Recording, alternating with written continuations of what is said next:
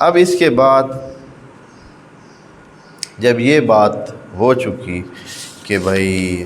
آپ نے بطور کافہ آنا ہے اور ہم آپ کو سمجھا رہے ہیں، یہ بھی سادہ انداز میں سمجھانے کا ایک انداز تھا،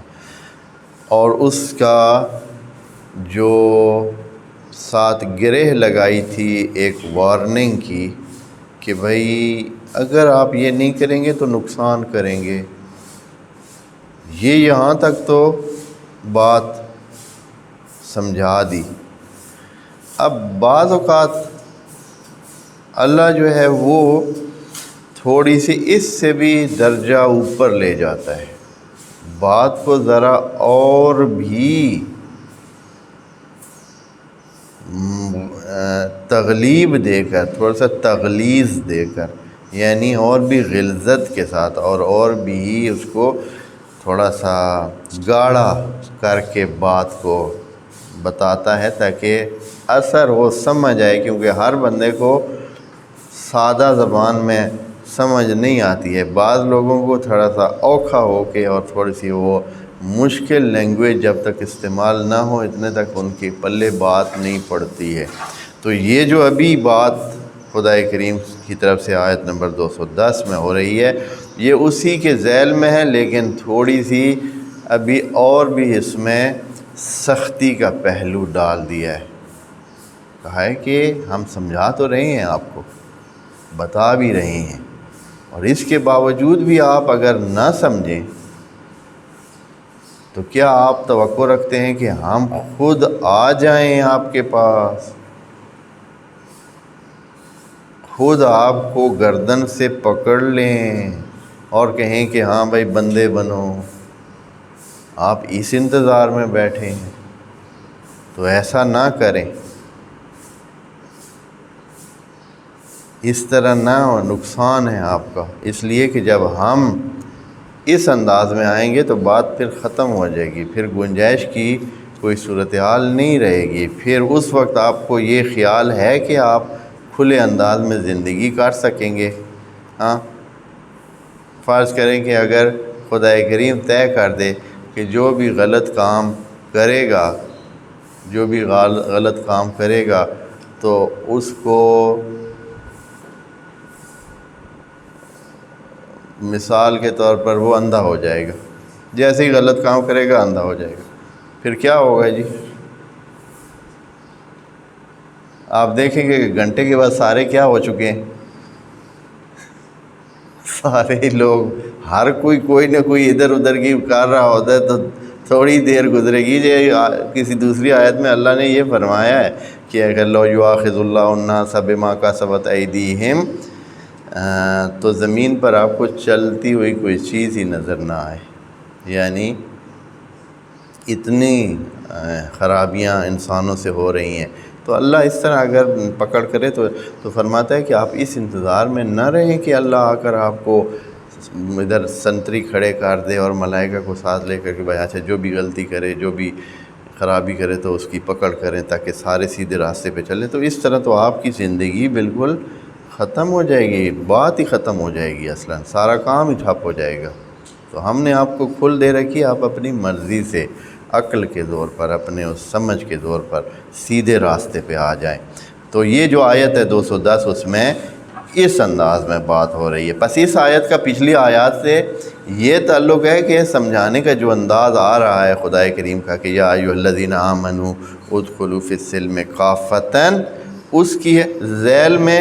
یہ آیت ہے کہ هل ينظرون الا ان یاتیہم اللہ فی ظلل من الغمام، کیا یہ انتظار میں ہیں کہ آئے اللہ بادلوں کی شکل میں، بادلوں میں لپٹا ہوا، اور ساتھ ہی اس کے ملائکہ ہوں۔ یہ بادلوں میں لپٹا ہوا کیا کرنا، خدا کریم یہ کہنا چاہتا ہے کہ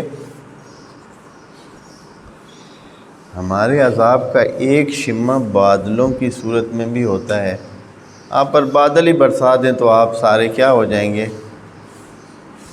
زندگی آپ کی تلپٹ ہو جائے گی۔ یہ بھی کبھی کبھی دکھاتا نہیں ہے، تھوڑے سے بادل برستے ہیں زندگی ساری بہا کے ایسے لے جاتے ہیں جیسے کہ بھئی یہ خس و خاشاک ہے، بڑی بڑی بلڈنگیں تو ہیں ہی نہیں، یہ کیا ہیں، چھوٹے چھوٹے بھئی یہ کوئی لکڑی کے یا چھوٹے موٹے یہ جو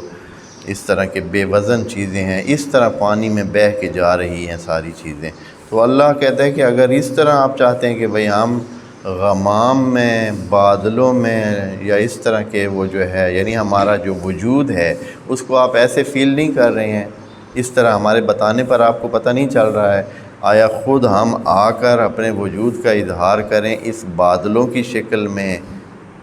پھر آپ کو پتہ چلے گا کہ بھئی ہم ہیں۔ تو اگر ہم نے یہ کیا تو پھر تو بات ہی ختم ہو جائے گی، پھر آپ رہیں گے ہی نہیں۔ تو بہتر ہے ابھی صرف بتانے سے جو ہم بتا رہے ہیں تو سمجھ لیں۔ دیکھیں کہتے ہیں حَلْ يَنْظُرُونَ إِلَّا أَنْ يَأْتِيَهُمُ اللَّهُ فِي ظُلَلٍ مِّنَ الْغَمَامِ، کہ بادلوں کے بڑے بڑے سائے بن کر ہوں آپ کے سروں پہ ہوں تو پھر آپ مانیں گے۔ وَالْمَلَائِكَةُ، اور اسی طرح اللہ اپنے ملائکہ کو بھی ساتھ لائے، یعنی ملائکہ آئیں آپ کے پاس، اللہ نہ آئے تو اللہ کے ملائکہ آئیں، ہاں، یعنی یہ ایک ایسی بات ہے کہ یعنی آپ اللہ کو اس طرح اپنے سامنے پا کر ہی، یہ بات تو ایسی ہے کہ ویسے وہ نہیں ہے کہ اللہ ایک وجود مادی رکھتا ہے جو ہمیں دکھے گا یا ہمارے سامنے آئے گا، لیکن یہ ان کے سمجھانے کے لیے کہ آپ آیا اس طرح کے انتظار میں ہیں تو یہ تو نہیں ہونے والا۔ اللہ نے جب بھی بھیجنی اپنے علامتیں اور نشانیاں اور باتیں ہی آپ کے ساتھ کرنے، لیکن جب اللہ نے خود اگر اس طرح آپ چاہیں گے اللہ کا اظہار ہو تو اظہار تو جناب موسیٰ کے سامنے بھی اگر ہوتا ہے تو جناب موسیٰ بھی اس کو برداشت نہیں کر سکتے ہیں۔ جناب موسیٰ کے سامنے بھی صرف کیا ایک جلوہ سا، وہ بھی جناب موسیٰ کو نہیں دکھایا تھا بلکہ کدھر کیا کیا تھا، وہ تو پہاڑ کی طرف ایک جلوہ خدائے ذوالجلال نے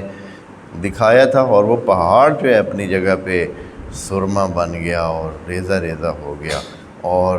جناب موسیٰ اور ان کی جو ٹیم گئی ہوئی تھی 70 بندوں کی، وہ سارے 70 بندے تو مر گئے تھے۔ جناب موسیٰ کی جو نورانی کیفیت تھی وہ ان کی برداشت اتنی تھی کہ وہ کیا ہو گئے تھے، بے ہوش ہو گئے تھے۔ ان میں کتنے نکتے ہیں ان چیزوں میں، ہاں، یہ ساری باتیں معنیدار ہیں، ایسے نہیں ہے کہ جناب موسیٰ جو ہے ان کو کچھ نہیں، ان کو صرف بے ہوش ہوئے اور باقی سارے مر گئے تھے۔ تو حتماً کچھ یہ ہمارے اندر جو نورانیت ہوتی ہے اس کا اپنا یہی اثر ہوتا ہے۔ اور میں دوستوں کو پہلے بتا چکا ہوں کہ یہ جو آخرت کا تصور ہے نا، اس کا تصور یہ ہمیں سمجھانے کے لیے اس طرح بتایا گیا، وَإِلَّا ہے اس طرح کہ ہماری نورانیت ہوگی تو اللہ کی نورانیت کو ہم برداشت کر سکیں گے۔ اگر نورانی نہیں ہوں گے تو کیا ہے، پھر جلنا ہی ہے اور کچھ بھی نہیں ہے، پھر جلنا ہی ہے ہم نے۔ جتنی نورانیت ہوگی اتنا، اور اسی لیے میں کہتا ہوں کہ جو لوگ انبیاء اور اولیاء اور ائمہ کے اس میں بیٹھے ہیں کہ انتظار میں کہ وہ ان کے لیے، بلکہ یہ لوگ سارے ان کے نور سے جلیں گے۔ ایک حیران کن صورتحال ہے کہ خود ائمہ کے نور سے، خود انبیاء کے نور سے بہت سارے لوگ جلیں گے۔ وہ اپنے اصلی حالت میں ہوں گے تو اپنا اصلی حالت میں وہ اتنے نورانی ہوں گے کہ اس نور سے یہ جو گناہ گار ہیں، یہ جو بدکار ہیں، یہ جو خراب لوگ ہیں، یہ کیا ہوں گے، یہ اس نور سے چلیں گے، چہ جائے کہ وہ ان کی شفاعت کریں گے، خود وہ ان کا نور ان کو جو ہے وہ جلانے کی اس میں ہوگا، پوزیشن میں ہوگا، یہ ان کو دیکھ کیا سکیں گے۔ لوگ بیٹھے ہیں کہ ہم ائمہ کو یا انبیاء کو آخرت میں جا کر دیکھیں گے اور ملیں گے ان کے ساتھ، کیسے ممکن ہے؟ اصلا ناممکن ہے، اس لیے کہ یہ بندے اور ان کا نور آپس میں میچ ہی نہیں ہوتا ہے۔ تو وہ صورتحال اس طرح کی ہوگی کہ خود ہی انسان جلے گا، کسی مزید عذاب کی ضرورت کہ بھائی وہ ہو، وہ بھی ایک سمبالک اور علامتی انداز میں خدا کریم نے یہاں قرآن میں ذکر کیا ہے۔ ہو سکتا ہے ہو بھی ایسے ہی، اسی طرح کے سلسلے بھی ہوں گے، لیکن یہ ہے کہ حقیقتاً یہ چیز مہم ہے۔ بہرحال خدا کریم فرما رہا ہے کہ الا یاتیہم اللہ فی ظلل من الغمام۔ غمام کا لفظ جو ہے یہ غمامہ سے ہے۔ غمامہ یعنی کسی چیز کا چھپا ہوا ہونا یا ایسے نہ نظر آنا۔ یہ جو ہمارے اندر غم کا جو لفظ ہے اردو میں، یہ بھی اسی لفظ سے ہے، یہ غم کے لفظ، یعنی غم ایسی چیز ہے جو اندر انسان کے کیا ہوتا ہے، چھپا ہوا ہوتا ہے۔ جو بھی مغموم ہو یا اس طرح جو بھی چیز کسی خاص قسم کے اس میں ہوتی ہے، چھپی ہوئی ہوتی ہے، اور پانی چونکہ غمام شاید پانی چھپا ہوا ہوتا ہے ان بادلوں میں، پانی تو نظر نہیں آتا ہے نا، حالانکہ ہوتا اندر سارا پانی ہی ہے لیکن پانی نظر نہیں آتا ہے، تو اس وجہ سے شاید غمام کا لفظ ان بادلوں کے لیے استعمال ہوا ہے۔ وَإِلَّا غمام کا مطلب یہ ہے کہ وہ جو ڈھنکی ہوئی اور چھپی ہوئی چیز ہے۔ تو فی ظلل من الغمام،